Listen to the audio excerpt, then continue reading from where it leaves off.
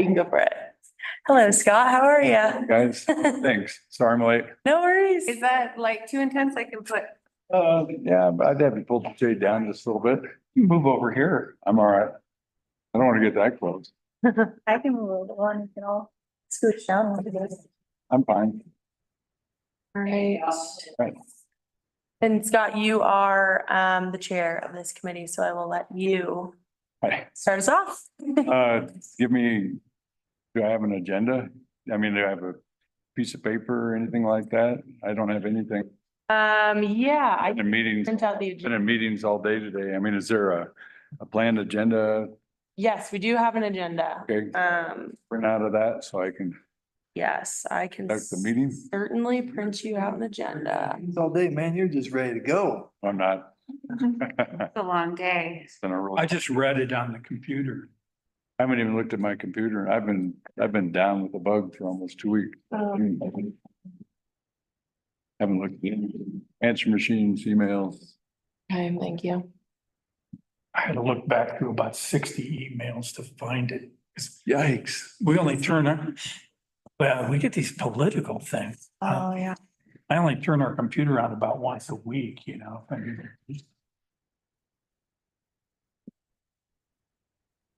All right, Melina is grabbing you. Okay, thank you. Sorry about that. No worries.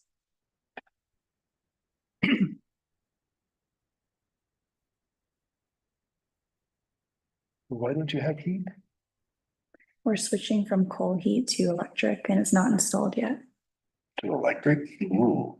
It's a huge stoker. Have you been in that room in the hospital? It's like, it's a plumber's nightmare, but it's just 1.5 stories high, full of dust. It's time to get rid of it. Time. And it just takes so much manpower to keep it running. It does. You know. Oh, you have to Yeah, it's very inefficient. empty it every day, Yeah. Yeah, we looked at all aspects as far as trying to heat that building, just, on this recent go around. And electric was definitely the cheaper way to go, cheaper and more efficient. Some of the windows need to be glazed, it's in the doctor's office there and tap on the window and you can hear it shake. And that was all done not that long ago. Yeah, With it's those just- grants that Lauren Lou did, the stuff's just so hard on the. Yeah. Well, it's It's just so single hard. pane, Yeah, old wood sashes. well, and we had part of your historical grant, you gotta keep those windows. Same here. Yeah, yep. Which are inefficient because they're single pane and huge and. I think Yeah. they should change that, you got energy Thanks, Melina. concerns too,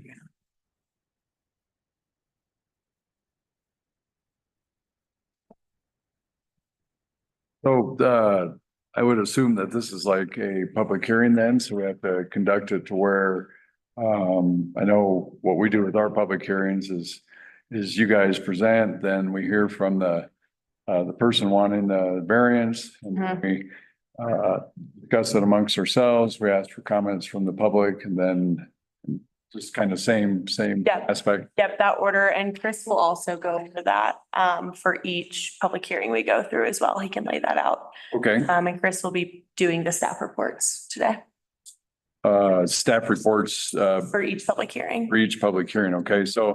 So we can open the meeting and do a roll call. Okay, so I'll bring this meeting to order at 4:10. It's a Board of Adjustments meeting for the town. I'll start with the first public hearing. Is that correct? Are you ready for that? Are you gonna present both or are we just gonna do one at a time? I mean, as far as your staff report, it makes more sense just to do a staff report for the first public hearing and then do a staff report on the next one. Yep, yeah, so if you want to start with a roll call, we can do a roll call Okay. first and then we'll go into the first. Okay, let's do a roll call. Just state your name and who you're with. Melissa Childs. Here, Oh, I think you're muted, Melissa. I'm here. I No, think you're on mute, Mel. Mute. I can hear you, Melissa. okay, It's volume is down. Can't hear. Can we read lips? here. Yes. Ken Safransky? Oh, Ken Safransky, I'm with the Planning Commission, and Melissa's with the Planning Commission. Okay. Scott Petchenard, San Juan County Commissioner. Amy Gardner, town trustee. Ron Wakefield, town trustee. All right.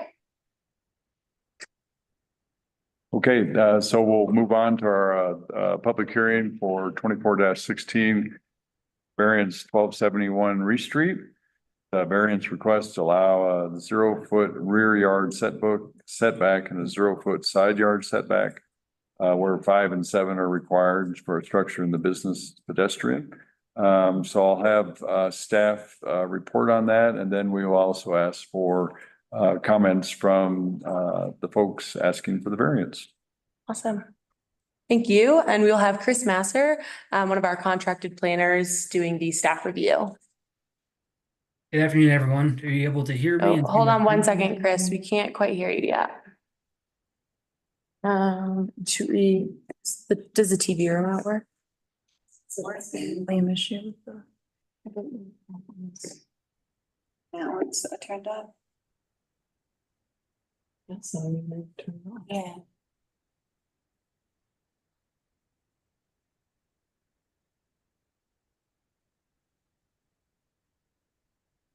Okay, Chris, can you try again? Can you guys hear me? Okay, never mind. Hold on just a sec.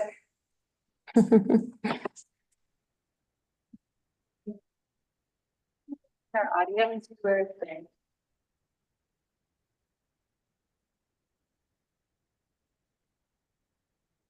So that's okay. I don't think so. Let's try, Computers. and Yes. What? How many? The right age. okay, can you try again, Chris? This is Ticonderoga. Can you hear me now? Yes. Yep. That's better. Okay, that'll do. Thanks, guys. All right, I'll start it off by giving you guys an overview of the meeting procedures. So it starts off with staff presentation, followed by the applicant's presentation, and then public comments, followed by staff and applicant responses to any commissioners or Board of Adjustment members' questions, Board of Adjustment discussion, and then finally the Board of Adjustment action regarding the application. The first application before you all tonight is for a variance to reduce the required side and rear setbacks for structures within the BP Limited Zoning District located at 1271 Reese Street. The subject site is generally located north of 12th Street between Reese Street and Snowden Street. The applicant is Elaine Thomason. The owner is Mark Ferguson, and it is within the BP Limited Zoning District. All required materials and fees have been paid and has been properly noticed. No public comments have been formally received at the time of this meeting. As mentioned, this is within the BP Limited Zoning District. So this property was rezoned in 2014 and has a required side setback along the south property line of 7 feet and a rear setback of 5 feet. The proposed improvements include an accessory storage shed in the southwest corner of the property. And the applicant is requesting a variance to reduce the 7-foot side setback and 5-foot rear setback to allow the placement of an accessory structure. The open space located south of the existing commercial structure contains an above-ground propane tank, which impacts the possible location of the proposed storage shed.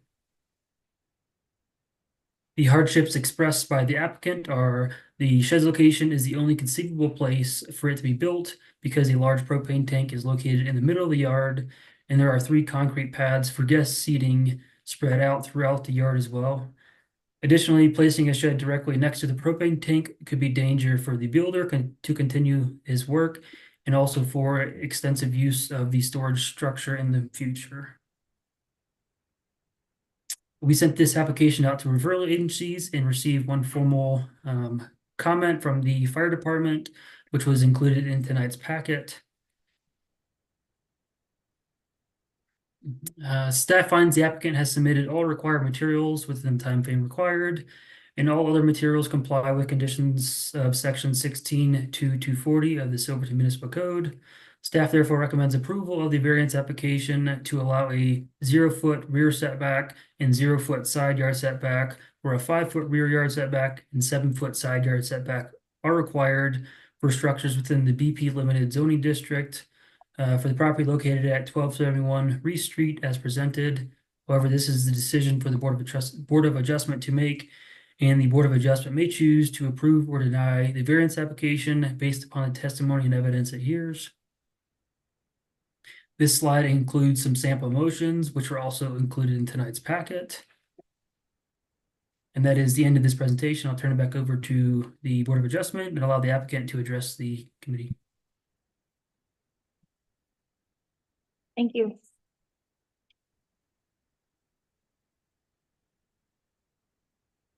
Hand raised. Is that the applicant? Yeah. Do you want to allow the applicant to speak? Scott? Yes, let's allow the applicant to speak now.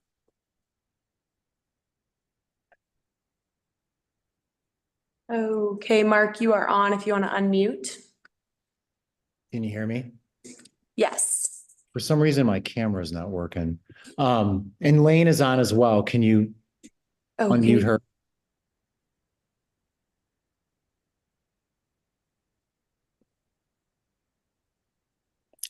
Hi there, this is Lane Thomason. Can everyone hear me? Yep. Hi, everyone.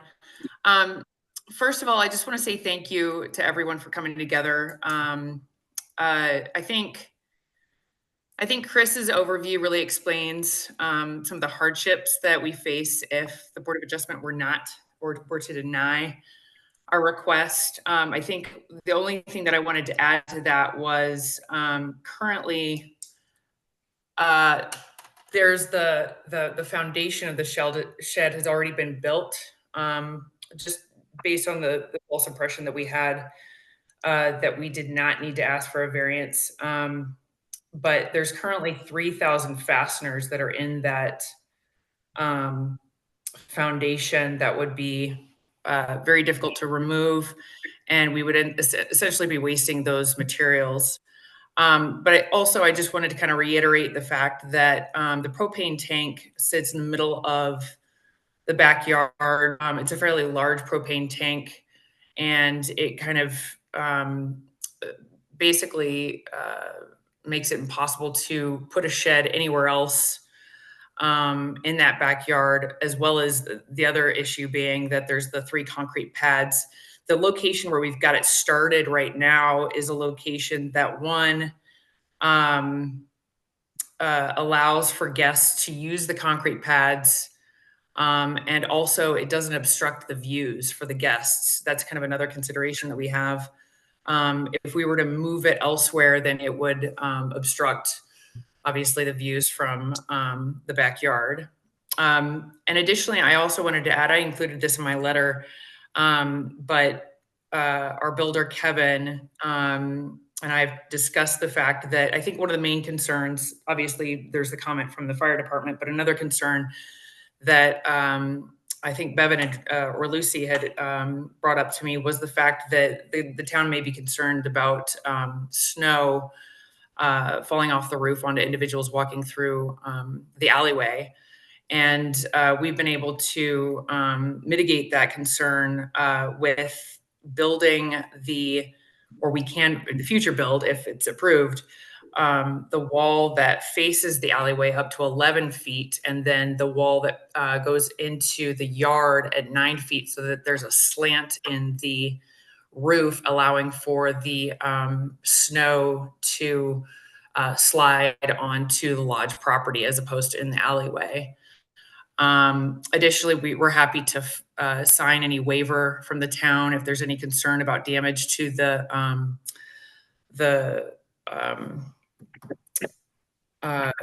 shed for emergency personnel to use the alleyway during emergencies. I think that's the gist of the hardship presentation I have. I do just want to note that we suspect the shed will be approximately 190 square feet. It'll be used to store the lodge's tools and things that are necessary. Currently, Mr. Ferguson does not have a location to store a number of items, so it's going to be necessary storage that'll need to be built in order to have that space. That space currently doesn't exist. So with that, I think that's the sum total of my presentation. Mark, do you have anything further you wish to add? No, I think you've covered everything pretty well. I just want to add that the use, what is this shed for beyond what Lane already said? There's very little, there's actually really no storage at the Silverton Lodge.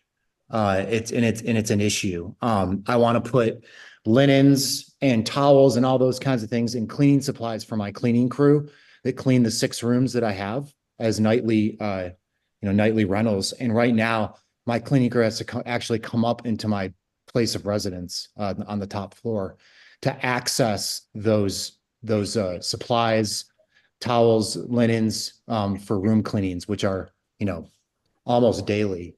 So I really would like to have that out away from the building somewhere that's secure that my cleaning crew can access. And then to Lane's point, just lawnmower tools, just things for the yard to keep it maintained for my guests in the backyard. And again, the location of this shed is optimal. The current location that we're asking for is optimal for my guest experience. It's a lot of my guests spend a good amount of time in that backyard because the views are nice. There's the concrete pads there with chairs and umbrellas for shade and a couple gas grills so people can grill out. The propane tank, again, I know Lane already said it, but it's really in the middle of things. Where we chose to add this shed is the most optimal place, and that's why we're here today to seek approval for that. And I think, Lane, you covered everything else. Thank you. Yeah, of course. I don't think I have anything else. Does anyone have any questions at this point? Do we do public comment first before the board asks them questions? That's right. Let's Thank do that. We'll go ahead and do public comment first. So if there's anybody in our listening audience or in the building right now that would like make a public comment on this issue, please do so. All right, nobody's speaking up, so I will close public comment. Well, Scott, I believe there was a letter. Was there a response from anybody? Is there a letter from the fire department or anything like that? Yes, yeah, that's what we Oh, put that back on the screen if you'd like to see that. We received a comment from the fire department that they had concerns about accessing the property in a case of an emergency. okay. And that was from one of our referral agencies, but we have not received any written public comment. Okay. That's access from the alley. Could they put a door in from the alley?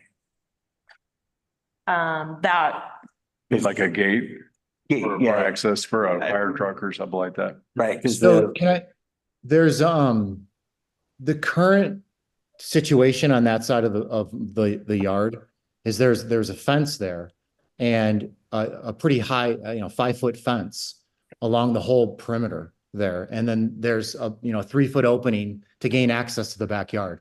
The only thing we're looking to do here, and part of this fence has been removed, the wall of the shed would take the place of the fence that was already there.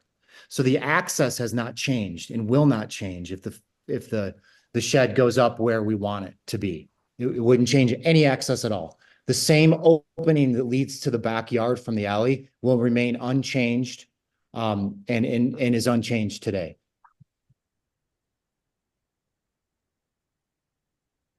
I don't know if that answered the question about access to the yard. Like say a fire department needed access to the yard from the back, they would have to break your fence down then to get that access. If you needed a fire truck on the That's side, correct. that's kind of what you were saying, weren't you, Bevan? yes, Okay, Okay, so maybe I misunderstood. I don't see how that. If a fire truck needed to get into any property from that alley, they'd have to break down something. It'd be difficult no matter what, especially if it's the middle of Yeah. winter. I mean, what we're doing here doesn't impact that from what's there today and has been for many years. That's where the switch is that they disconnect the power to a building when they fight a fire. It's on the The back, switch is on the on- back. And that's where the power line is, Okay. Right, all the way down Reese. right. As a matter of convenience, having some kind of gated door from the alley would allow access in an emergency, but is not. But in the middle of winter, you're gonna open that gate and you're gonna be faced with 5 feet of snow. So you Right. wouldn't be able to get the truck in there anyway. Right. Oh, And yeah. that alley is never What's plowed. I've never, in 3 years, I haven't seen it plowed once. You gotta work on the ice. Yeah, the alley, I'm sure that alley is being plowed. It's Oh. not being plowed. I've never seen it plowed. It's not being plowed. I've lived on that alley for Huh. 33 years, 35 years, and it's not plowed all the time, but it's plowed. It's plowed. Our alleys I know it's plowed. are, the alleys are haven't- required to be plowed because for fire access. Yeah. They have to be Yeah, plowed. I just, And then maybe those it has big been. potholes- I haven't seen it plowed in the last 3 years that I've been there. But my Well- point with this is there's no change to the access with this shed. Right, It's been there. That's my point. okay. This shed does not impact the current access whatsoever. Okay, so we've, I think we've had all the public comment we could have, so I'm gonna close that.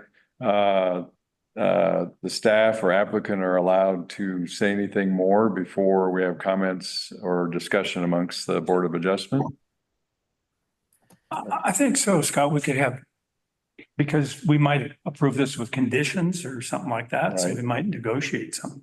Okay, well, I mean, that'll be part of our BOA discussion. I'm just seeing if staff or the applicant had anything more to say before we move on to our discussion. I do want to just add and make sure that everybody's heard me the first time, but we are willing to go ahead and sign a waiver with regard to any snow or any emergency services that would be coming through there that would damage any sheds. There are sheds that line that alleyway already. Oh, yeah. That have no setback. So I just wanted to make sure that was clear. Thank you all for listening to our presentation. Okay, thank you. I'm assuming during our board discussion, we can now ask questions of the applicant too. I have a couple. One was that first comment is there are lots of sheds in that alley, all the alleys that are built up right against the alley. So there is kind of a precedent in a way. I understand why there's setbacks. You're talking about having your roof, looks like slide off towards the 13th Street side. Good luck. That's going to be the shady side of that roof, and trying to get that snow to slide off of that is probably not going to work. If it was faced the other way, but that's going to dump the snow in your neighbor's lots. If it was faced towards the sun, it would have a lot better chance of shedding snow. But with an angled roof pointing towards the north, you're definitely going to have to have somebody up there shoveling, would be my guess. So just an observation. Let's see. That's not a problem for me. That's I'm absolutely- strong. I'm Okay. strong and young and I can shovel it. Okay. The only other comment I had was, I'm sure in most lodges and rooms, it's common to have all their linens and blankets inside the building.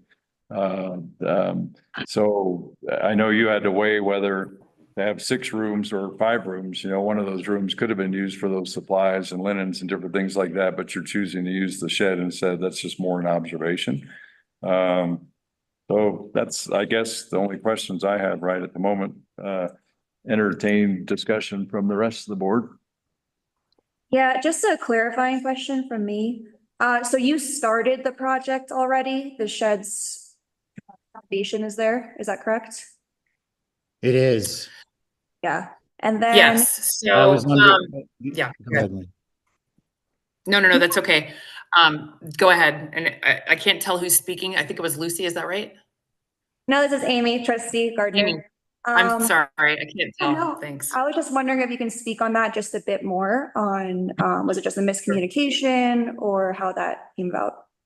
So I think it was a miscommunication. I just heard two different things about what happened. So it's my understanding that Mark had heard from Bevan that he didn't, there weren't any setback requirements. And I recall Mark coming up to me and saying, we can build it anywhere we want, was the language that he provided me. I don't want to point fingers. I think there was just a miscommunication. So Mark was under the impression that he could go ahead and build it. And so that's why he started. And then we were notified that there were setback requirements, and it took a number of weeks to even figure out what those setback requirements were. That was very difficult to figure out even what the lodge was zoned as. And I had difficulty looking at the website. Obviously we found or Chris, thank you, Chris, found the resolution that zones the lodge as BPL, but it was not something that a layperson could have done. We would have needed assistance. As an attorney, I couldn't even determine what it was zoned as based on the website. So at any rate, I think there's kind of like a number of issues going on. Mark was under the impression that there weren't any setback requirements, and it was nearly impossible to determine what we were zoned as. And I think Bevan even had trouble finding out what we were zoned as. So there's just kind of a number of things going on. Okay. I could explain part of the confusion here is that property was rezoned by Tim Hewitt or by our board when Tim Hewitt was the owner, because it was non-conforming use. It's a commercial use in what was a residential zone. And in the BP, the business pedestrian zone, which it was zoned as, there's no sideline setback, but there is a 5-foot alley setback in all zones. And so this was recently changed. And if you just thought it was BP, you'd think you'd have no sideline setback. But in the BPL, it was specified that there would be setbacks on the sideline as well as the rear. And the rear setbacks have always been the case. I've once argued that maybe the town should get smaller plows, but I've seen it snow 18 inches in a night, and they need that big loader. Another thing, code wise, it used to be the code, and I don't know anymore, but you had to have, if your shed has electrical, like wiring, you need to be 10 feet from a propane tank. Now, a lot of sheds are grandfathered or non-conforming because they're old. And I wondered if the neighbors had any input on the sideline setback, because the location of the property would limit them for building against the sideline. Also, I agree with Scott that the roof should shed forward. We don't design things, we approve them or don't. Sure. But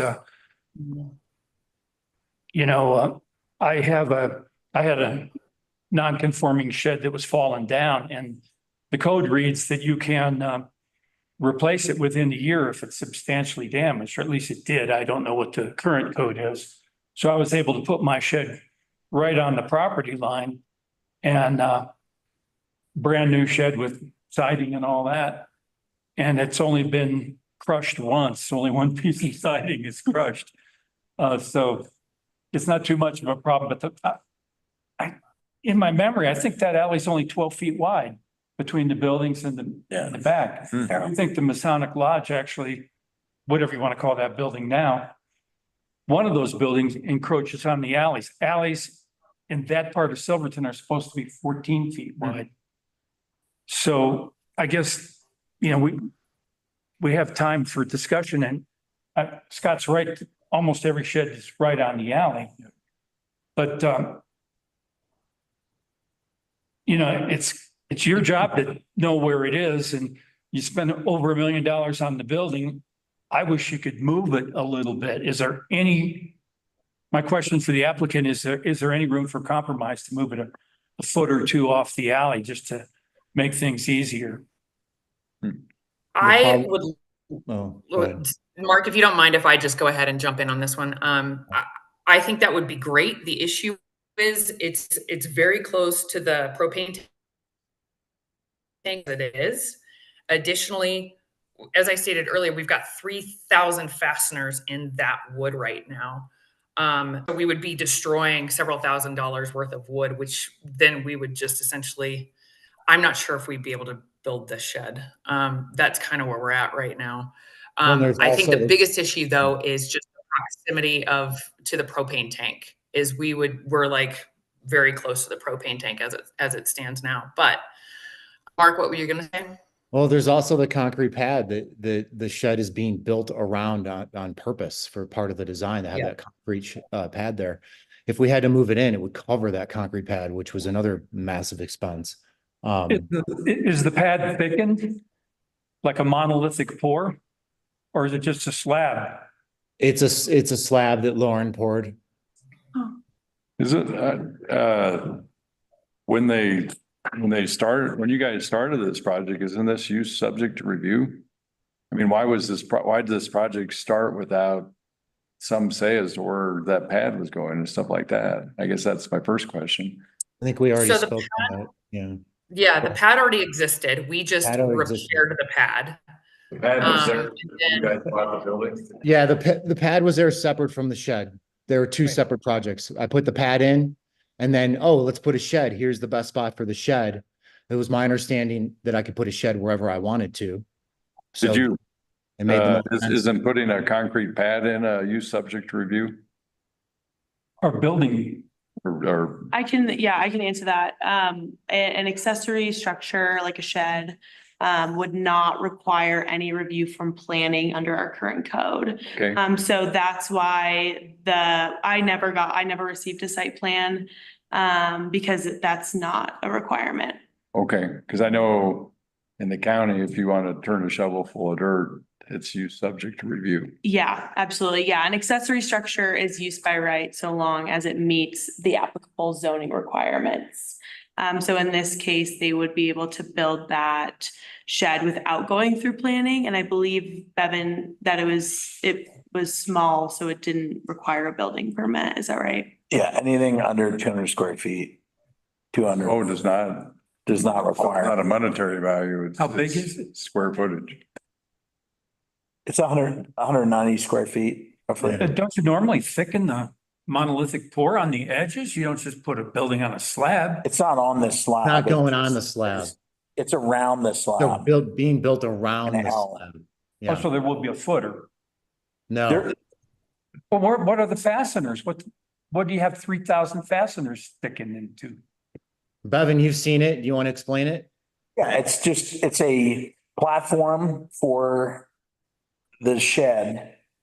And that's currently built and it's resting on pavers, on cement pavers that are dry laid down. Is that correct? Mark? Yeah, that's correct. Okay, thank you. Really much of a building then. Well, I stopped it in process because of the proximity to based on the fact that it was in the setbacks. So, Yeah, although that it didn't require a building permit, it is still an accessory structure and accessory structures are required to meet setbacks. So that's why we're here today. I'd like to hear from Melissa before I say one more thing, because I don't want to dominate here. Hey, okay, so I just want to make a couple observations looking at the aerial photos. The existing fence where the shed will be in line with it's actually set back from the end of the building. In other words, the building encroaches into the alley, but the fence does not. So where the fence and the shed would potentially be is, set back from the end of the building by 2 feet. So the alley is 14 feet where the shed would sit. And you can also see the entire length of the alley does have sheds that abut the alley. So, I mean, I don't see where this really changes anything from the pre-existing fence to having the shed there. So I really don't see any problem with it. It's not going to shed snow into the alley. And it doesn't, it's just in line with all the other buildings on the alley. So I'm okay with them proceeding. And that was a good observation showing that the fence is actually, I don't know how many feet, but it looks like a few feet in from, I see the edge of the building, but then the fence goes in like 2 or 3 feet and the fence goes across from what I can see from the aerial photo there. Is that correct? How Yeah. how much is that distance between the fence and the back corner of the building there? Are you referring to Yeah, I'm trying Mark to or think. me? Yeah, I think it's a either. couple of feet. I think Melissa's right. yeah. Say that again. I think it's a couple of feet. I think Melissa is correct. Okay. Yeah, and it does look right in line with the shed next door as well. Yes. Yeah, The that's fence line does, doesn't it? Yeah, it's right in line with it. You keep saying it's hard to move the propane tank. Is it buried propane tank? Is it above ground or? And how many gallons is it? And I can't tell where it is No. on the aerial photo. It's above ground. It's That's just because a it's standard painted green. 500. What lane? Mhm. Is that it, or is this it? No, it's So a 500 gallon tank could be moved without a whole lot of difficulty. That's not hard to move. So if the propane tank were moved, could you offset the building from the alley some? and I'm sorry, you broke up there a little bit. So could you repeat that, please? Propane tank removed, could you offset the building some? I think there's gas lines underneath the ground that go. I think we'd have to dig up gas lines and move them. I think that would be hugely difficult. I don't know how they would connect to the building. Yeah.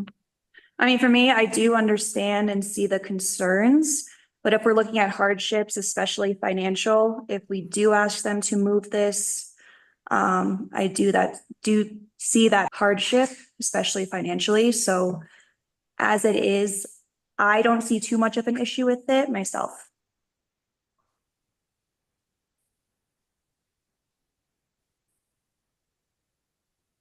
I mean, I'm seeing that shed being in line with the shed next door to it. There is a setback of a couple feet already, though Ken has made the observation that the building may have been built more than 100 feet long. So it encroaches into the alley anyway. So your alley's really confining right there because of that encroachment, if that's true. I just remember vaguely something like that measuring with a steel tape that The building is the like building was, 102 feet long. yeah, in the alley a little bit, not as bad as the motel, the old Triangle Motel. Sticks into the sidewalk 3 or 4 feet, but I think as long as, I don't believe that this is too expensive to change a gas line, but I'm a former plumber. The buried line then should be coated and then, you thread a pipe and move it. I wonder if it's really 18 inches deep like code, but I'd say this isn't that much of a problem for the town if we, go ahead and allow this building to go where they want it to, but I'd sure like to make sure it's actually on the property. And I don't like the excuses that it costs money or there's 3,000 fasteners in there already. So I'd feel bad about allowing this, but I'm leaning toward.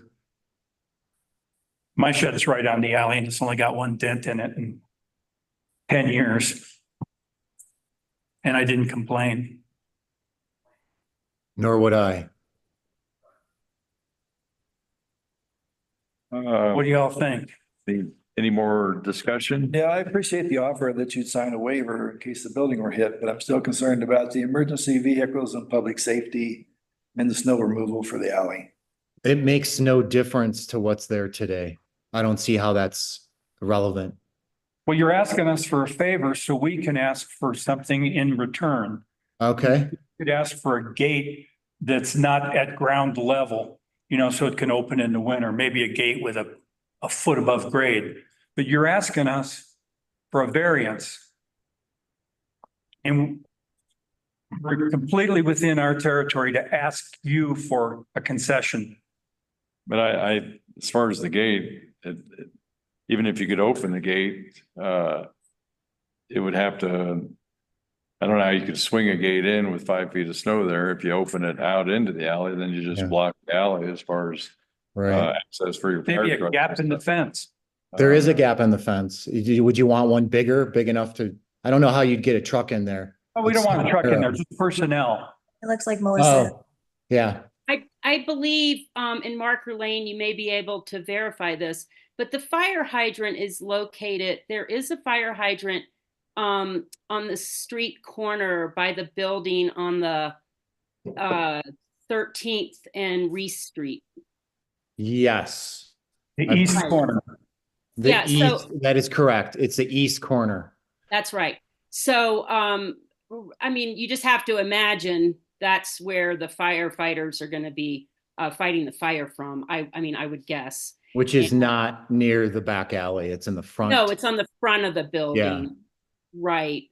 I just wanted to comment on that because I have observed that hydrant. And then on the Reese Street side, there is an entrance into the backyard via the fence and a gap that's plenty big for personnel. And I think as far as snow plowing, I mean, the narrowest spot is going to be where the building is. The snow is actually going to plow out just a little wider where that 2-foot setback of the fence is anyway. So. Right. It's inside, it's not, I just don't see how that impacts anything. It's Yeah. wider there, so. Yeah, correct. It is wider where the shed will be than where the building is. Any more discussion by the board? Do we need a consensus or do we have to make a motion? How to, Yeah, I have one question. okay, sure. Let me read it here. Why does the staff recommend approval? I'll let Chris take that question. I thought I did recommend approval. Let me review it again. Why did you recommend approval? Recommended approval because, as you guys mentioned, it's aligned with a lot of the existing structures and found that there was some hardship by the applicants based upon the location of the above ground propane tank and the necessary setbacks between the propane tank and structures.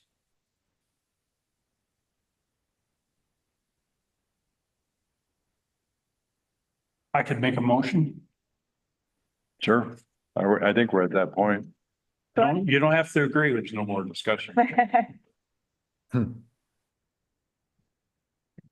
I'd like to move that we approve this variance. I don't have the number, but as submitted with the one condition that a 36-inch gap in the fence is maintained In the alley?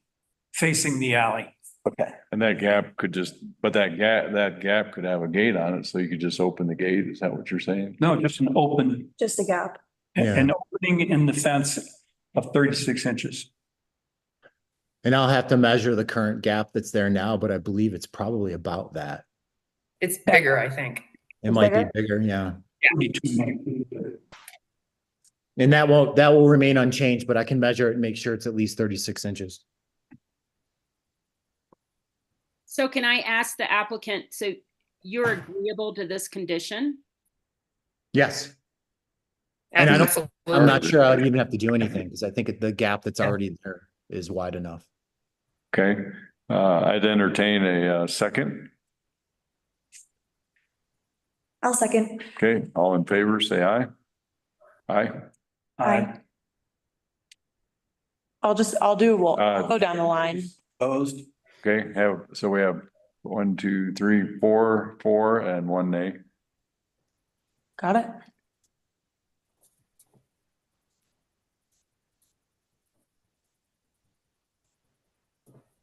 All right, thank you guys for your comments, and I guess build away. Better talk to Bevan, just to make sure everything's in Yeah. line. I will. And this means a lot to me, really. Thank you so much. All right, you're welcome. Thank you all. I guess we're ready to move on to the next public hearing, which will be 2417 VAR 1057 Empire Street. Variance request to allow a 1-foot side yard setback, where a 7-foot yard setback is required for a structure in the BP zone. The applicants are Billy and Amanda Grimes. Could I have staff make a presentation on this for us?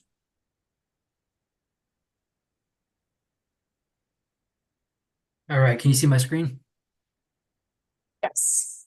Perfect. This second application is for variance to reduce the required side setback for structures within the BP zoning district located at 1057 Empire Street.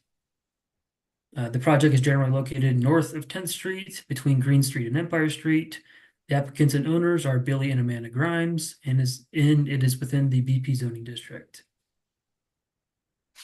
All required materials have been submitted and fees have been paid, and it has been properly noticed. One public comment has been received in support of this application, and it comes from Jesse Rowe and Zach Harris. The public comment states, please accept this public comment in support of the application by Billy and Amanda Grimes for a 0-foot setback allowance on their small lot. This is an extremely reasonable request, especially within the context of other similar setbacks in their block and the BP district in general, and we encourage the board to grant this adjustment/appeal. This application is before you all tonight because the minimum side yard setback for principal and accessory structures within the BP zone district that are single-family dwellings is 7 feet. The submitted application material is for an accessory sauna structure, which shows the proposed setback as 1 foot to the south property line where a 7-foot setback is required. The applicant is seeking a 0-foot side setback to accommodate the roof overhang of the sauna structure, and the roof will be slanted towards the interior of the property.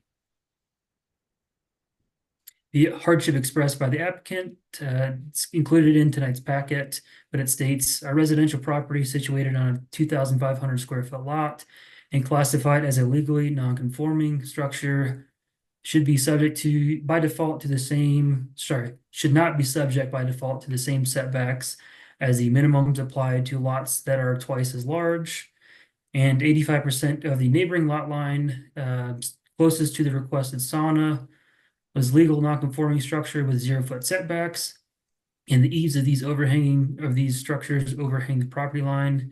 We feel our request is a reasonable trade-off given our snow burden, given most of the neighboring property has a 0-foot setback, 2 hours, and the sauna is staggered with neighboring structures.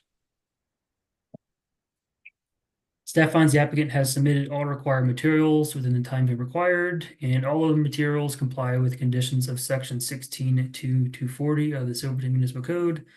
Staff therefore recommends approval of the variance application to allow a 0-foot side yard setback, where a 7-foot side yard setback is required for structures in the BP zoning district. However, decision is up to the Board of Adjustment to make. This is a request for a 1-foot setback, not a 0-foot. That says 0-foot on the board. On my paper, it says 1 foot. I apologize. In the staff report, I included the setback from the walls of the structure, not to include the roof overhang. Okay. This slide includes the sample motions, which are updated based upon the 0-foot setback versus the 1-foot setback shown in the staff report. And that's the end of this presentation. I'll turn it back over for the applicant to address the board. Okay, we'll let the applicant make a presentation to us, and then we'll take public comment after that.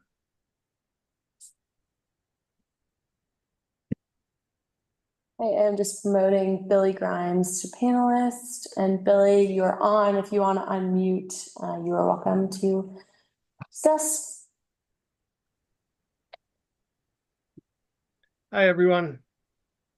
Thanks a lot for the time today and reviewing our application. This is a sauna that was built in November. It's was considered an accessory structure, so I didn't think I needed a building permit. And if you if you read the application and kind of what I noted in chapter 16 of zoning, article 3, zoning districts, section 16.3.5. Reading through that as a layman, it seemed apparent to me that I had a right to a 0% foot setback. I'm not going to read all the zoning, but just that was kind of the justification and the thought behind like why I'm didn't come to you before on this situation. So it being an accessory structure and kind of the business pedestrian district, noting that a 2,500-foot lot has 0-foot side setbacks, kind of made me think that I had that approval to go ahead. And then I had the understanding later that there's actually a 7-foot setback for residential structures being a non-conforming structure. The residential structures in the business pedestrian district require a minimum lot size of 5,000 square feet or 50-foot width, but just being set to the same precedent of a 7-foot setback that's associated with the 50,000 square foot lots kind of makes it difficult to do anything with this structure because I just don't have any space to accommodate a 7-foot setback on my lot.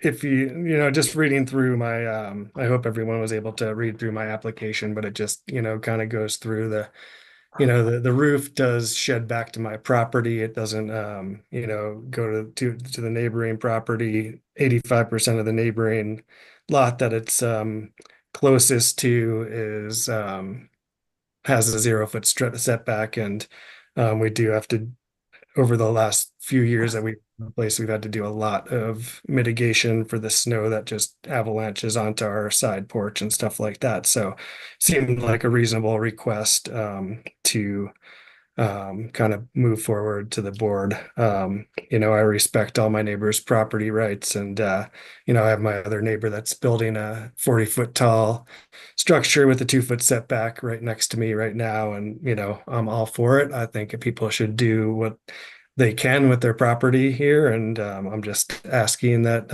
you consider my application. Thank you.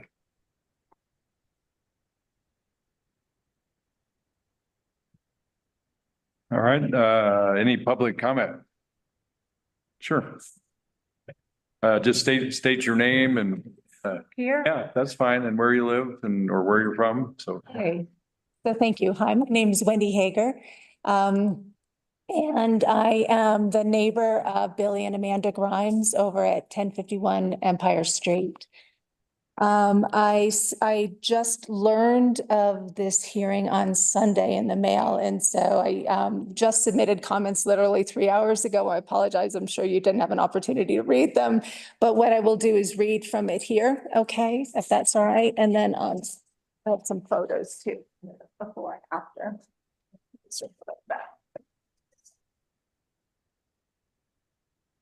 So if it's possible to have the comments, I know Chris probably hasn't seen them yet either, because Lucy just got them a couple hours ago, but if they could be put into the public record for that too. So again, my name's Wendy Hager. My husband, Mike, and I own the property at 1051 Empire Street. And apologies, I'm just going to read right from it, which is adjacent to the Grimes property that is the subject of this application. Our property has been in our family for 30 years. Since my husband's parents, Ron and Gail Hager, bought it in 1994. As they've grown older and the house became too difficult for them to maintain, my husband and I took over ownership of the property last year. We have implemented a renovation of the property this past year with the full intention to preserve it for the next 100 years. And have spent a huge amount of money to lift the rear of the house, rebuild the foundation, update the electrical system, the plumbing, and the flooring to keep the structure safe and sound. We're committed to preserving the historical nature of the property, being the Silverton community, and to being good neighbors. I've just circulated some photos so that you can see kind of the before and after of the sauna. I came to Silverton, again, the house has been under construction. I came in May of this year and was really saddened and stunned to find the sauna erected. It appears to be about a 14, I would say, foot powering structure immediately next to the area where we would ordinarily put our picnic table. The sauna was placed squarely to block visibility to and from our backyard with the Grimes residents. And from our side of the fence, it creates a haunting tomb-like feel in our backyard. It blocks out the light and it's destroying the cozy feel that we were creating there. Like the Grimes, we also have a very narrow lot, and this was our only outdoor space to gather. I immediately reached out to Bevan, the town inspector, to understand whether such a structure was even permitted, and came to learn that the structure had been installed without a building permit and that its placement was in violation of the setback restrictions. Bevan was discussing options with the Grimes, or he started at that point to discuss options with the Grimes. And I understand that 2 or 3 options, other locations on the property were discussed and proposed by Bevan as possible other alternatives, and that they were exploring options. In July, Billy reached out to me to see if I would object to them moving the sauna to the rear of their property along the back of the lot. And I said, this is the first time we'd actually talked about the sauna. And I explained that absolutely not. I would be more than happy. Well, firstly, I wanted to lay out for him my 2 concerns and why I went to Bevan. Putting a sauna that heats to a very high internal degree of temperature, I don't even know how high it goes, inches away from the roof on my house and the roof on my shed in the back, as it's juxtaposition between the 2 structures, struck me as just being incredibly risky. And I don't know if it's even insurable or what impact there might be if there were ever an issue. Second, it had a monumental impact on our ability to enjoy our backyard, not to mention the property value. He asked if I would object to their getting a variance or requesting a variance to move it to the rear of the lot and be right next to the shed. So it would be again on 0 lot line or 1 foot lot line, but right next to our shed. And I said, absolutely not. I'd 100% support it. I want you to have use of your sauna. You've clearly invested a lot of money in it. It's attractive from your side, not from mine. But I want to try to help them find a resolution. And I said, and so much so, the thing that it made me feel, nauseated about the whole thing is knowing that they had put this kind of money into it, and how in the world are we going to move it or do anything about it at this point? Because it's already been built. And I offered to help him move it, to pay the cost of moving it. And he said, well, actually, it's not a cost issue so much because they're on skids. And he suggested that he had placed it where they did for privacy, so that they would have more privacy between the 2 yards. And I said, I'm, happy to look at a fence if they want more privacy. So in August, I was back here working on the house, and I texted Billy and asked if there was a good time to meet to catch up. We set a time. He had to cancel. He said he would stop by over the next couple of days before I left, and he never did.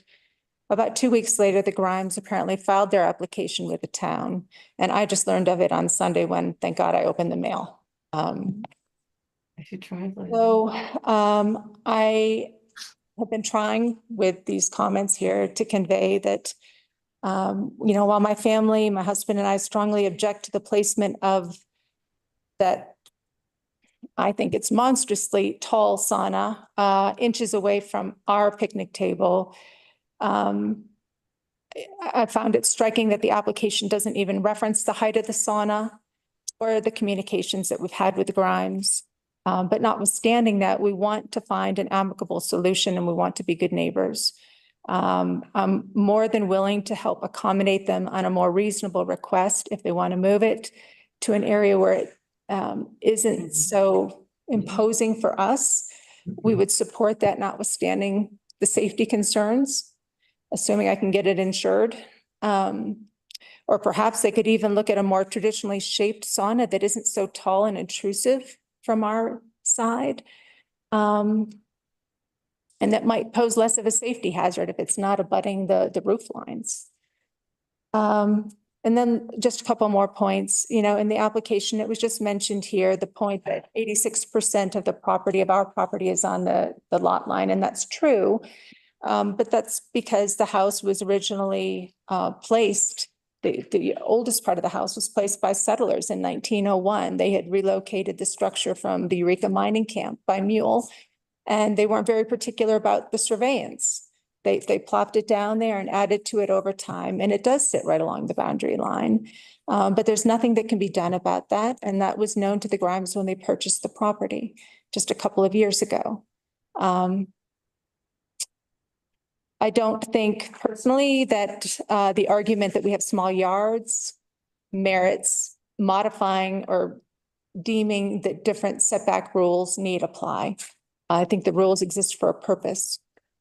And then lastly, and again, in the 30 years that my in-laws have owned the property, there's been 4 owners of the Grimes residence. And never in that time until ago had anyone ever raised or requested or even considered shoveling our roof. Ordinarily, it's because people didn't live there during the year, as the Grimes have been doing, living through the winter. We paid ourselves to have our roof shoveled 3 times last year for the Grimes's comfort, and it was timed to align with their own shoveling. And it was surprising to me to hear that they're aggrieved that they have to coordinate that timing in their application. We will nevertheless, though, continue to be good neighbors as we move forward because we will be there for the long haul. Thank you for your time and attention. Thank you to the board here for your service. And I hope we might be able to find a reasonable solution. Thank you. Okay, thank you. Is there any more public comment? Okay, I'm not seeing anybody else here or online, so I will close public comment. Staff or applicant, do you have any responses or questions? Yeah, it's a 10-foot tall structure. As I said, I respect my neighbor's property rights. There's a 40-foot tall structure being built right next to mine, and I'm not nauseated by the fact that they're building that structure. I was advised not to put options in my application and just put what it is. So I applied for what I had right here and right now. It is built to standard. Everything in it is built from plans. The whole stovepipe is type 2 stovepipe. The chimney is type 3 chimney. It is built from the supplier to spec in a residential home.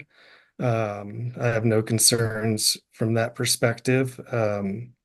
Like I said, I was advised to put in the application as it was requested or as it is now and how I built it. So that's what I did.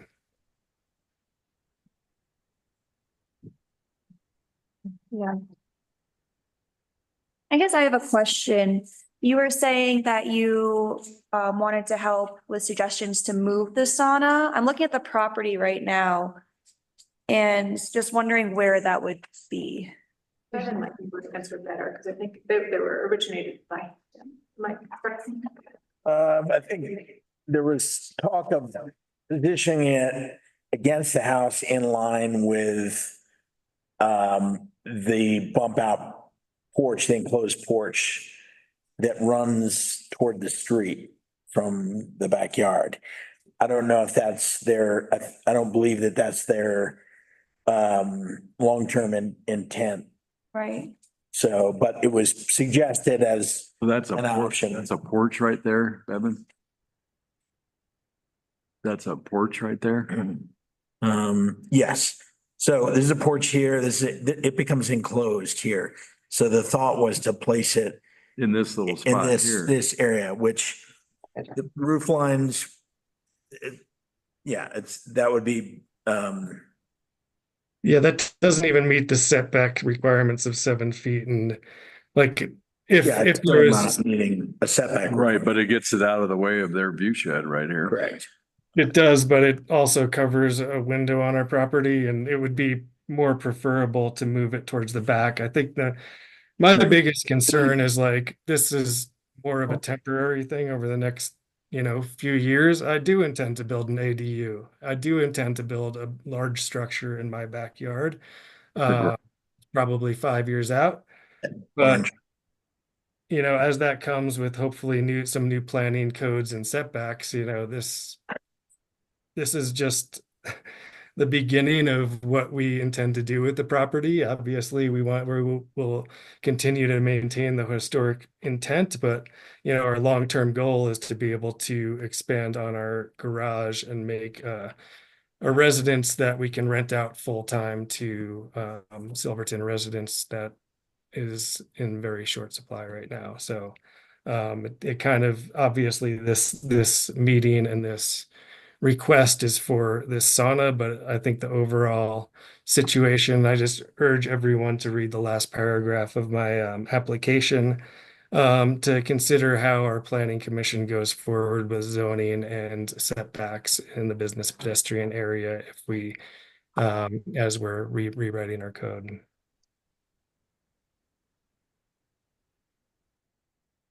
The planning commission's had a lot of issues with this because including your overhang on a non-conforming 25-foot lot, you'd only be allowed to build 11 feet wide with the setbacks. So historically, we've had most of the buildings on 20-foot lots are on one side. And next to Ron's house there, the snow has been dumping onto that porch big time. And people did live there year round. Bobby Gallegos lived there. They don't. But they don't. And Megan. And it's actually not Ron's house. He had both houses. And Megan Kimmel lived there full time, not so long ago. So the next house over actually collapsed in 1979 because of snow falling off of what I call Pete McKay's house. The yellow house with the shingles, and the walls were caving in. We had to go in there and shovel it out.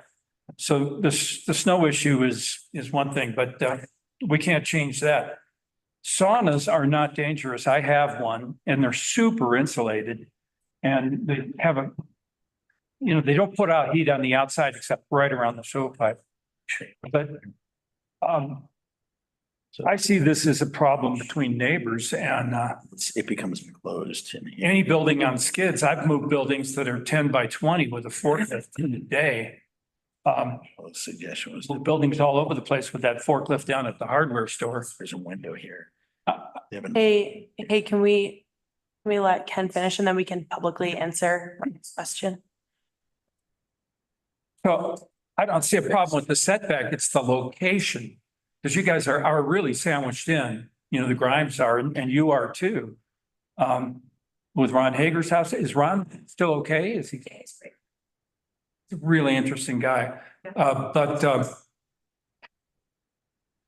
I think the neighbors need to fight this out and maybe move it forward or back. You say it's temporary, you're going to build an ADU.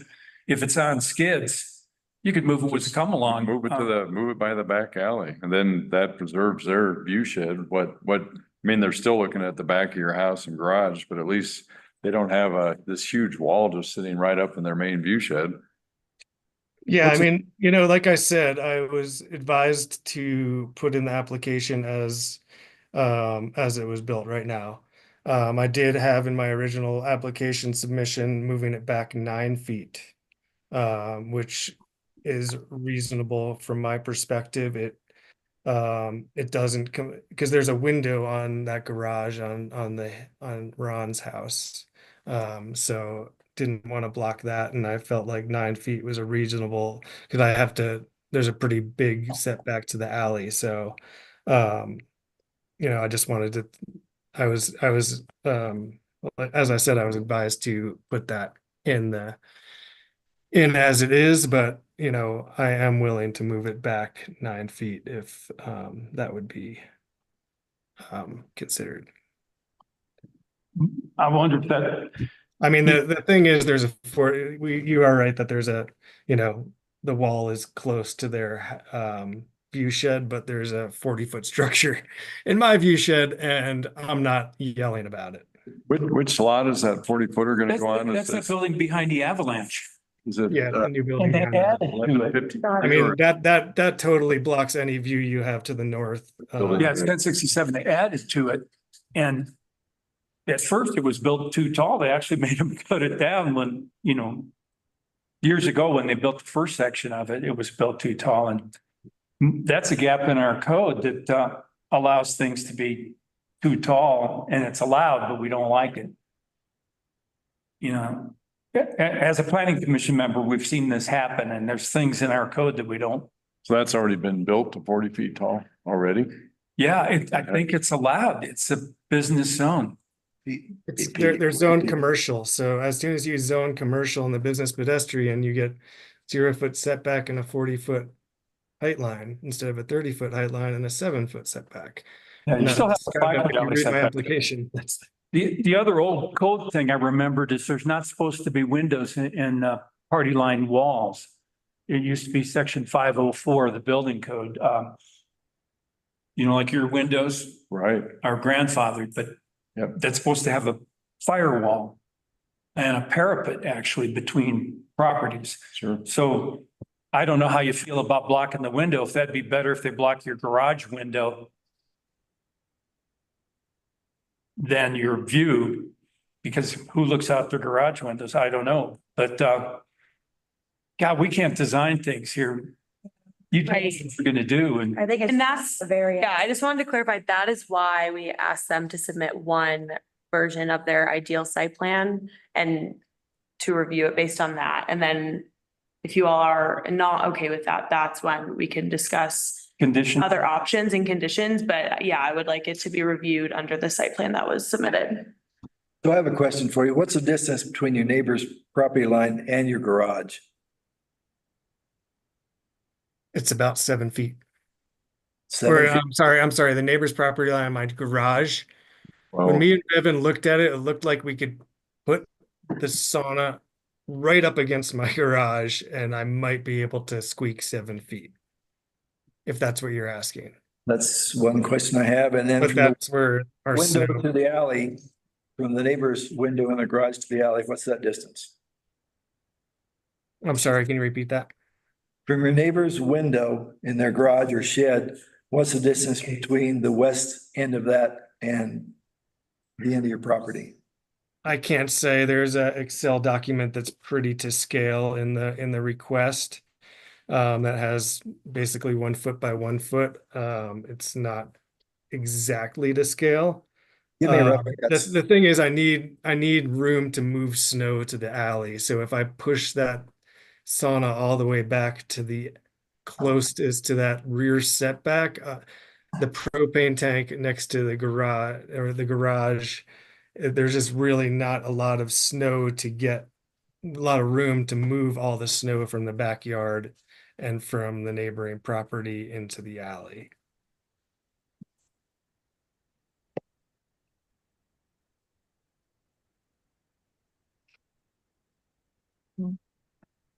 So could it be moved towards the northwest end of your property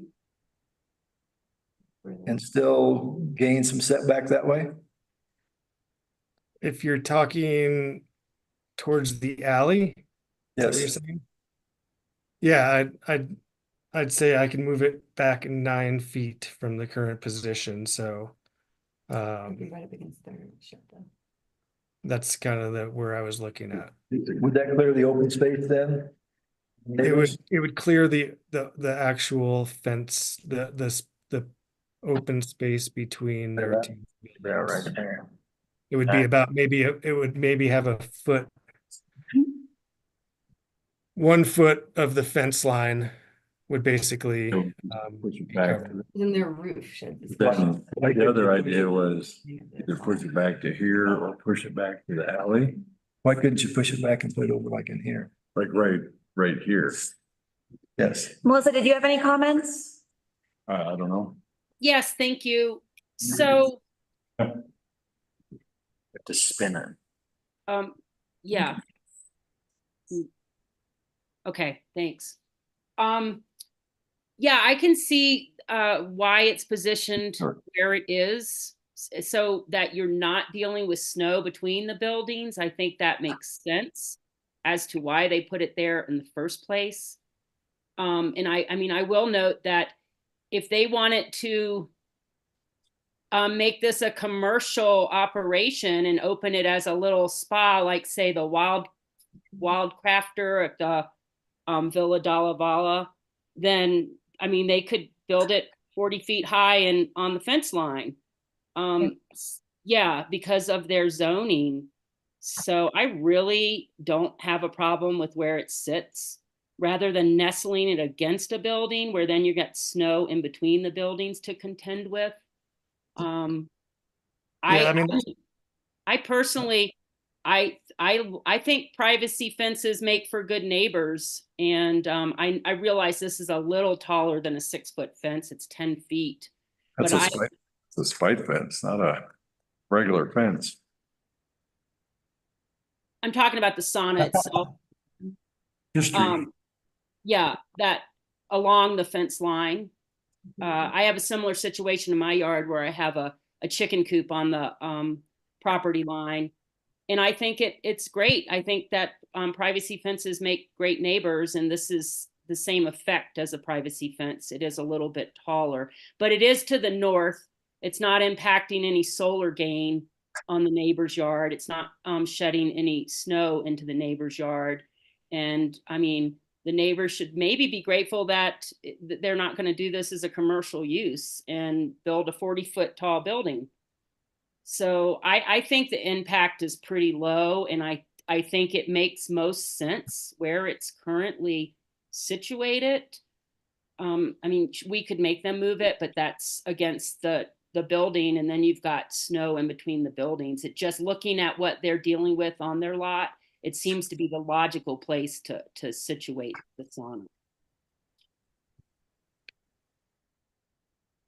And I again, did build it there, and I will say that we thought about every possible scenario on how to move forward, commercial zoning, putting it on a trailer. I mean, there's a lot of options, and this seemed like the best way to move forward at this point.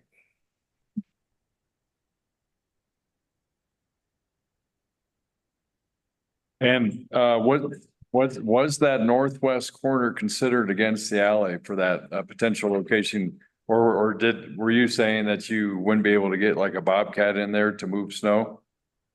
Yeah, I mean, that's why I put it where I did, because of snow considerations and just not having it up against a building. I thought, I wanted to think about, the safest place to put it and the best place from a snow load scenario. And as I thought about it, and, the neighbor's been there 5 weeks of the last 2 years, and I, with the thought that I had a 0-foot setback allowance by reading that code, it's pretty darn clear to me that I didn't have any concerns with not having a 0-foot setback as a layman.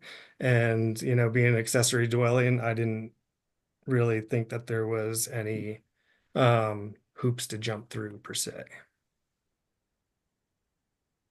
Any reason the sauna couldn't be built in the garage? Already built. It's already built. No, the garage is already built. I got you.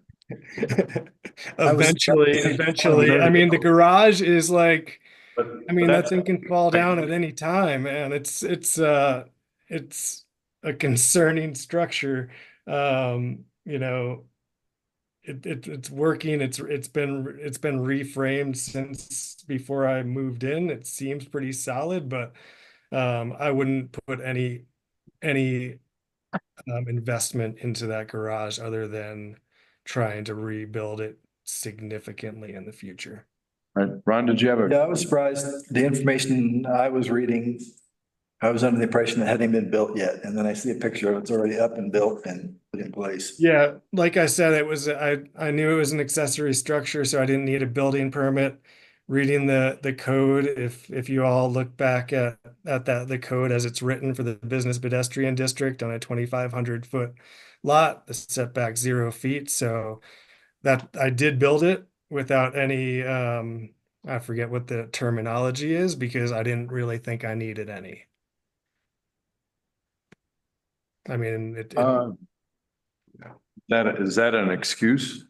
it's not an excuse. I think if you read the code for the business pedestrian district, I can bring up, it is chapter 16 zoning, article 3 zoning district, section 16.3.50. I was pretty certain I fell into the section 16-3-50E requirements, which specifically state 2,500 square foot, 25-foot wide lots have a 0-foot setback. And any structures associated with it. So I'm definitely not making excuses. I really truly felt that, first of all, as an accessory structure, a building permit wasn't required, and from the setback perspective, that I had a 0-foot setback.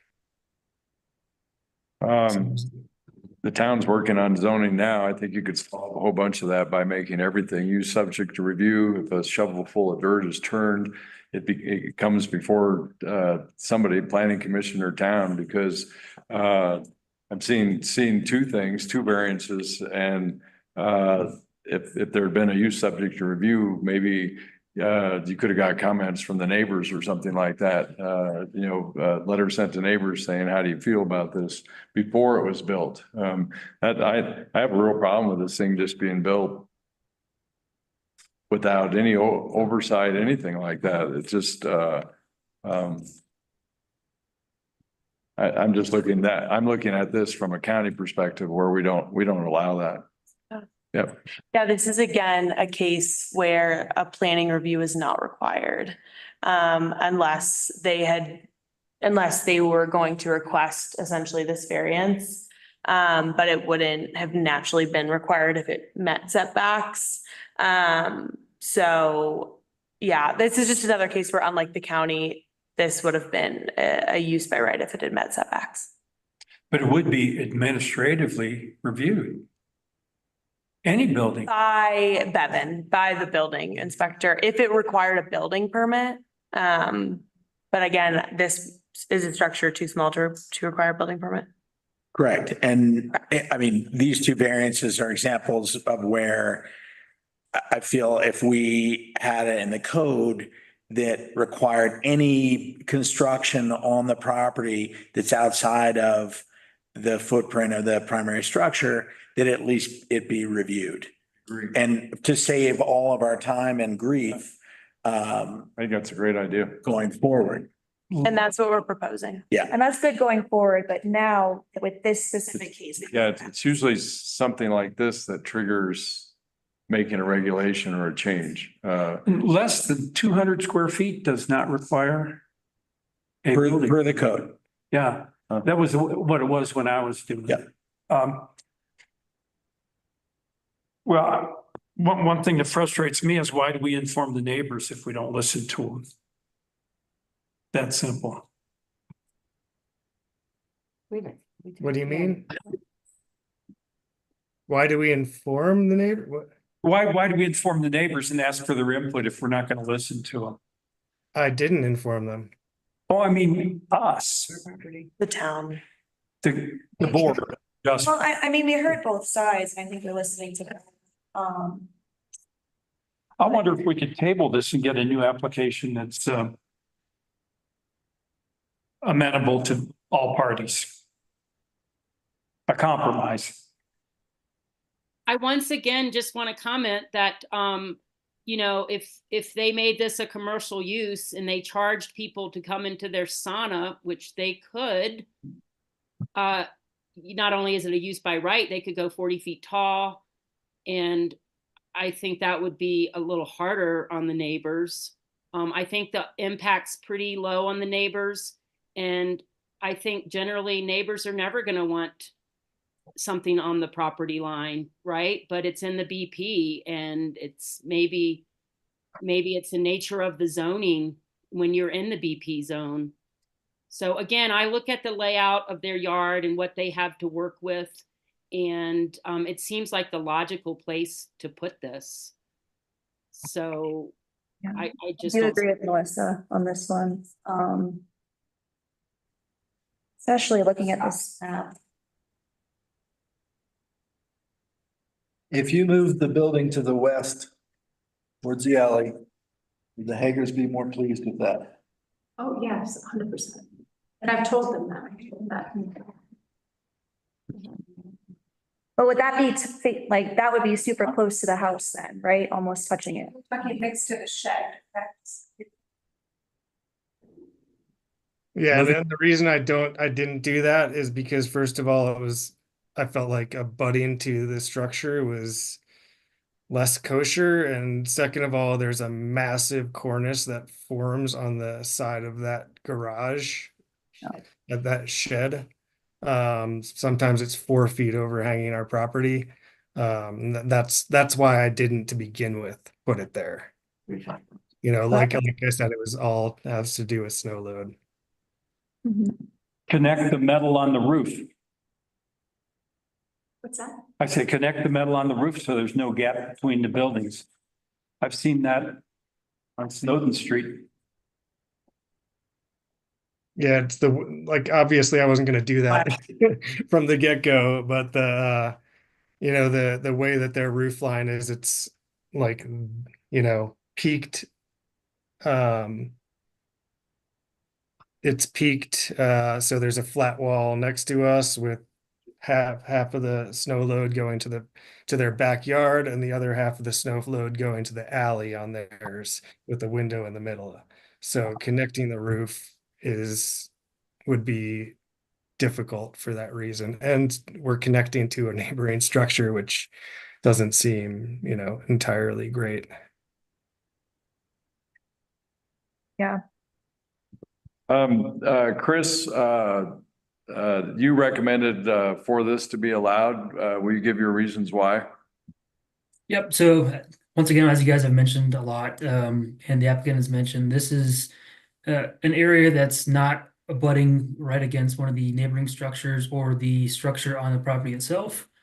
I was not aware of the neighbor's comment to kind of review that before this meeting. However, this is another instance where locating an ideal spot in the property is not going to solve any problems between the two neighbors. And so I recommended Billy just move forward with just one location. That way you guys can discuss it and determine if a better location is advisable on the property. Can I ask a question? I mean, is it possible to have the roof line not be so steep? That's one of the key concerns here. It's 10 feet. Can it be lowered?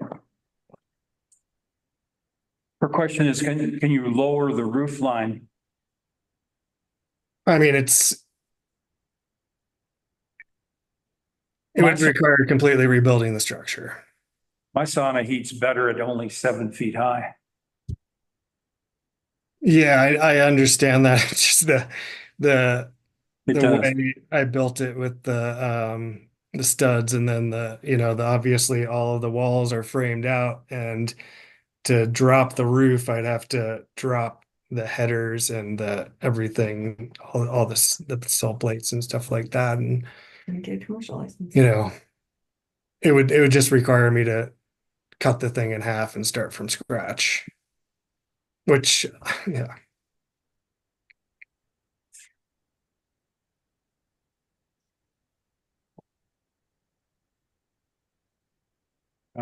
Is it possible to reopen public comment? No. We did ask for public comment. Oh, then, Okay, go ahead. yeah, let him go. Good evening. My name is Ben Blue. I am a property owner within the business pedestrian zoning, and I'm currently in process working on some plans for something. I see this as an issue of conceptual semantics and really less about what can be permitted on the lot. In my mind, what I'm seeing is that we're talking about this because it's a single family, not in conjunction with an accessory use.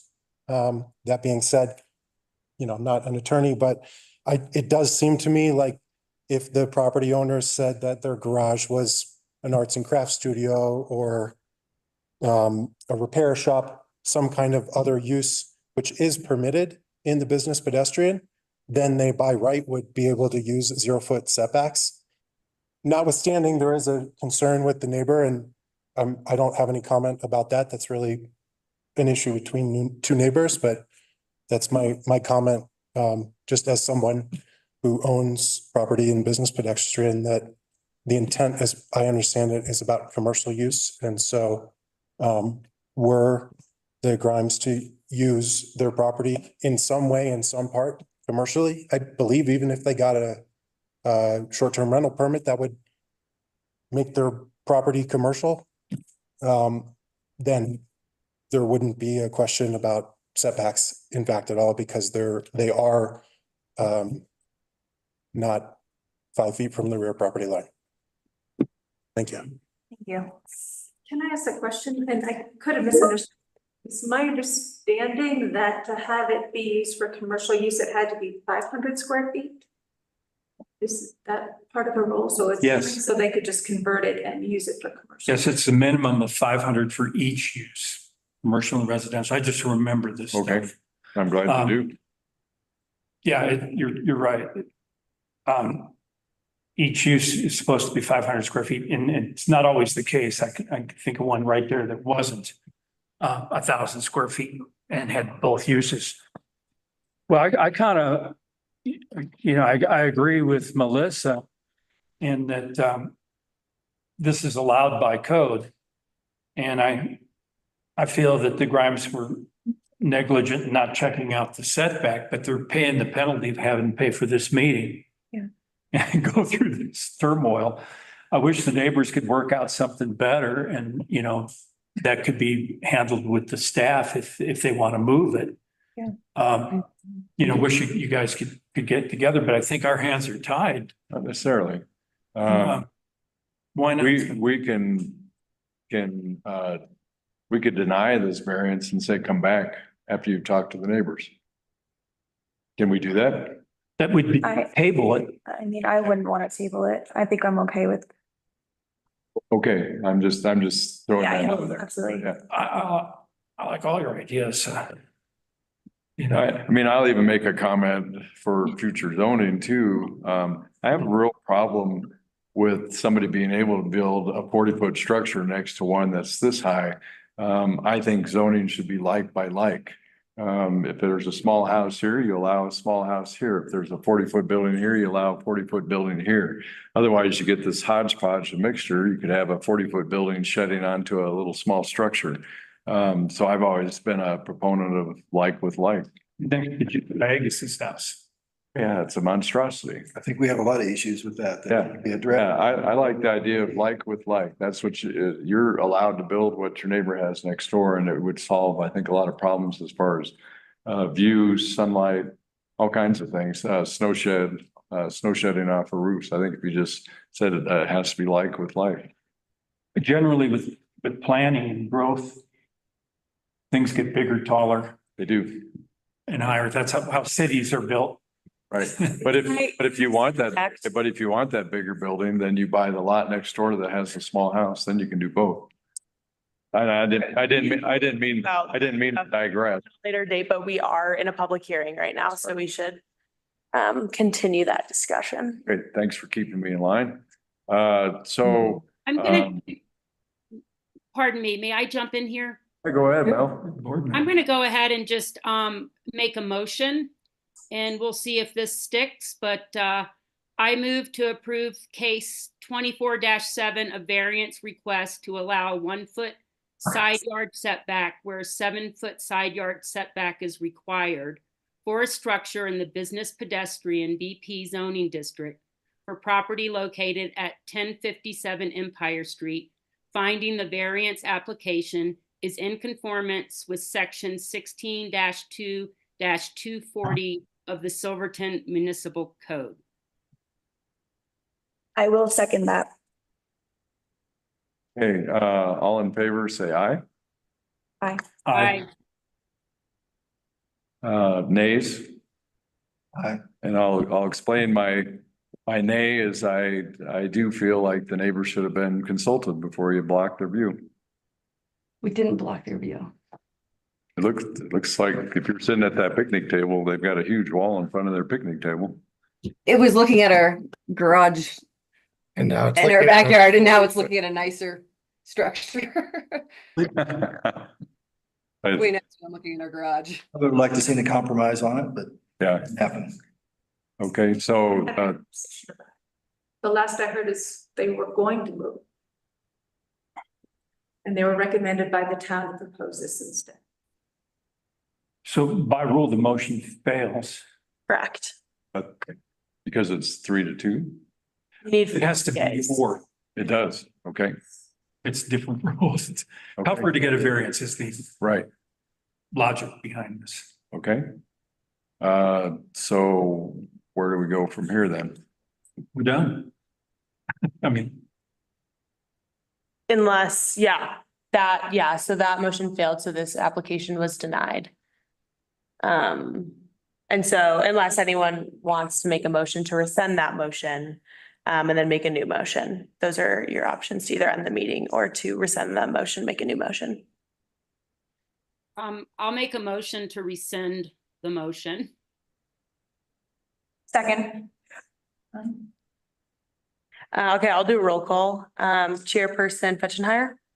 This is the motion to rescind the motion. Yep. I'd go with that. Ron? Amy? Yes. Ken?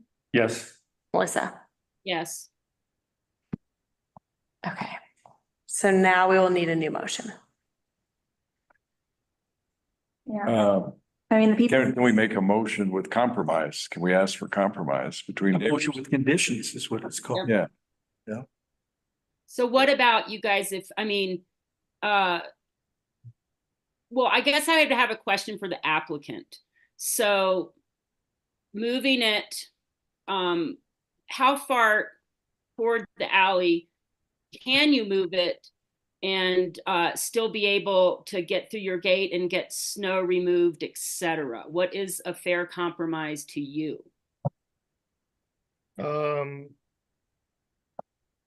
My initial thought was about 8 or 9 feet back. towards their garage, is that correct? For the alley. Towards the alley. Towards the Towards alley, the alley.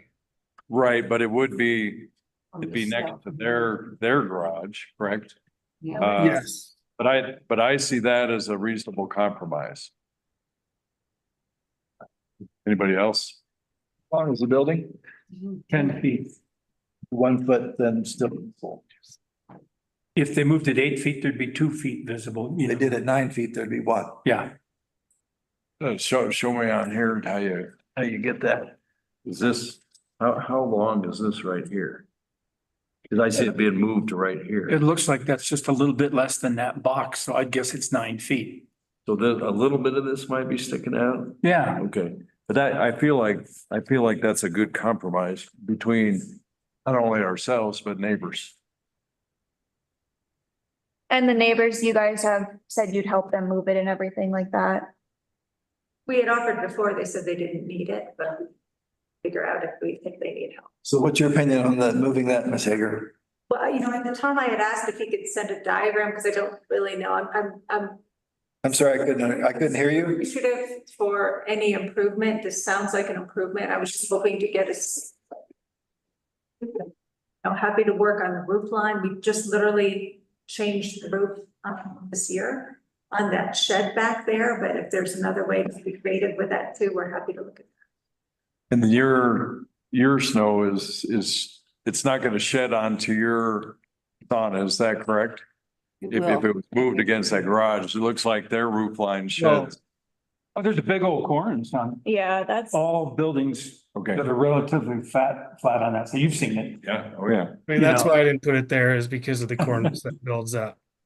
I mean, it's something that will have to be mitigated, you know, like I put it there because of the snow, you know, and that's why I put it in that place. I mean, She's never seen. it's either, you know, figure out a compromised or turn my garage into like these are all the things I considered when I had to go through this process is do I go through a variance application?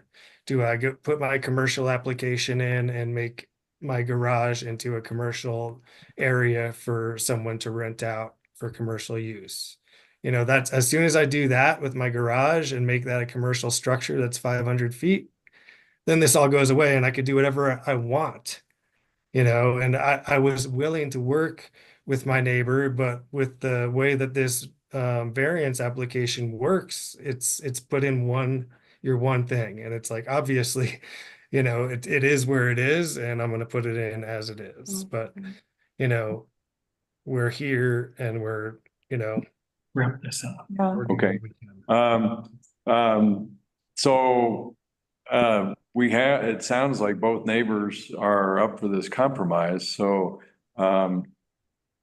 I'll make a motion that we're still granting a variance, correct?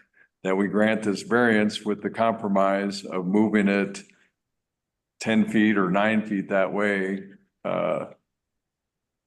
With the understanding. Can we? If you move it, would there be an issue of snow safety? I would just hate that if we I don't said move it back and think- something happened. I'll show you my logic.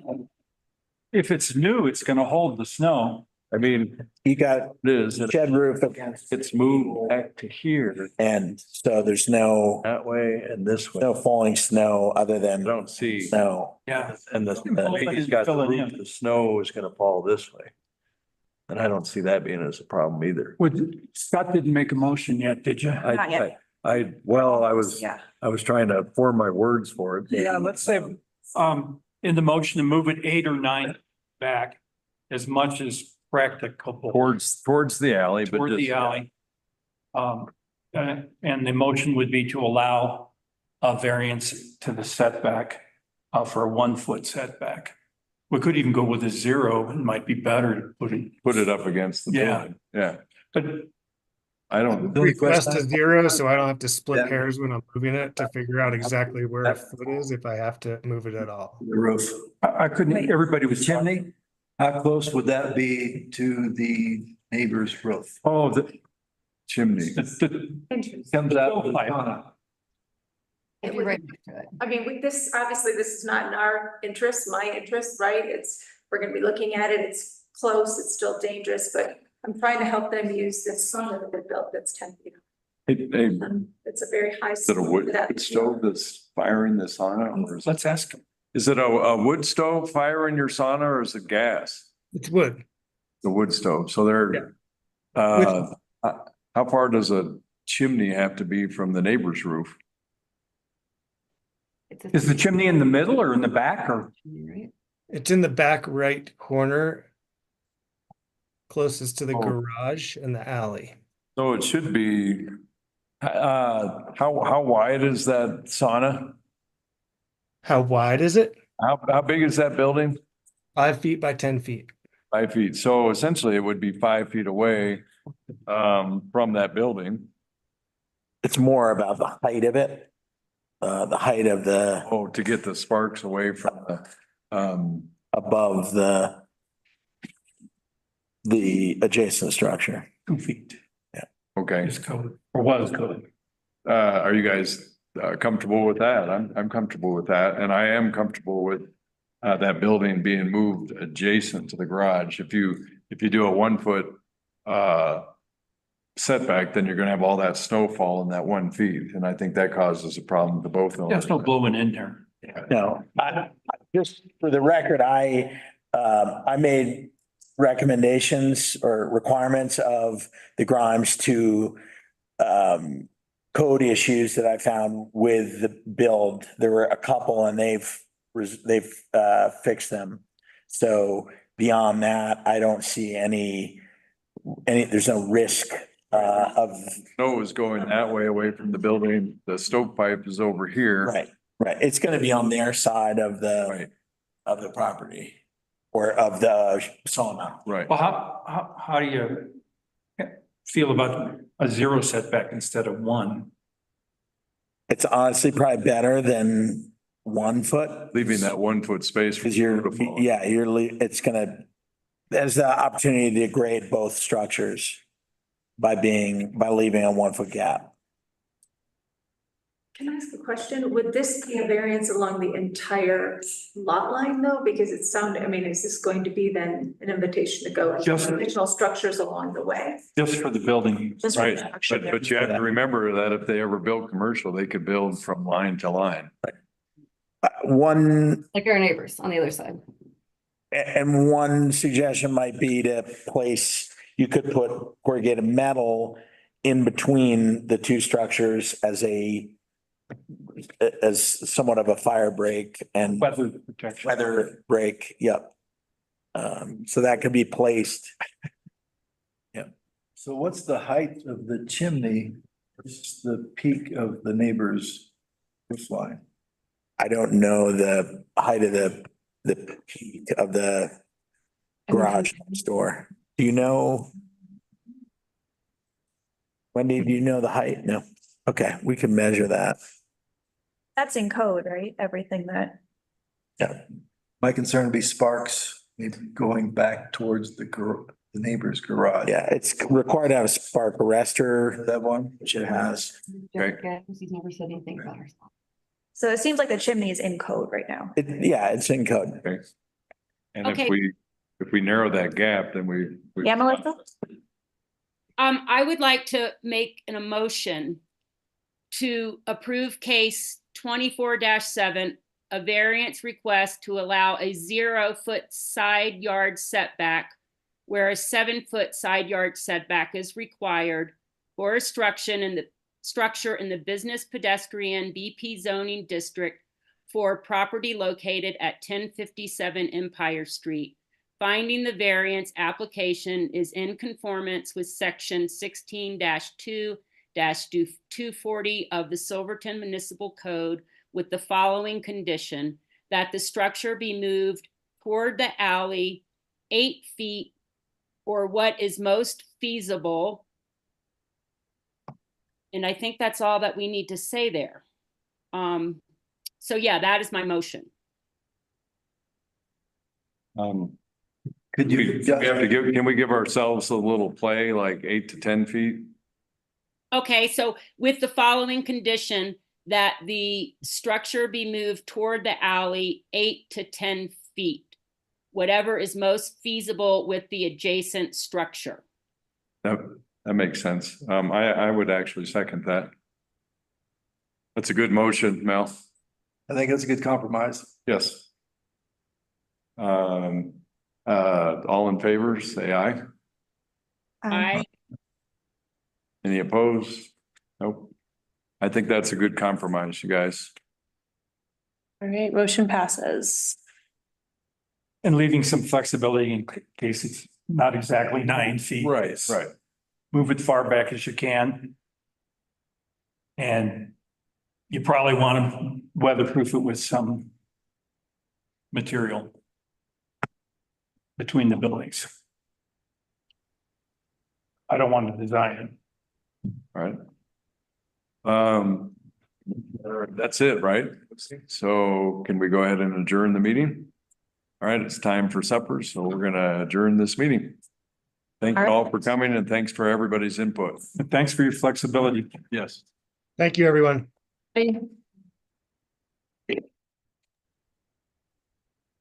Okay. Yeah, Scott.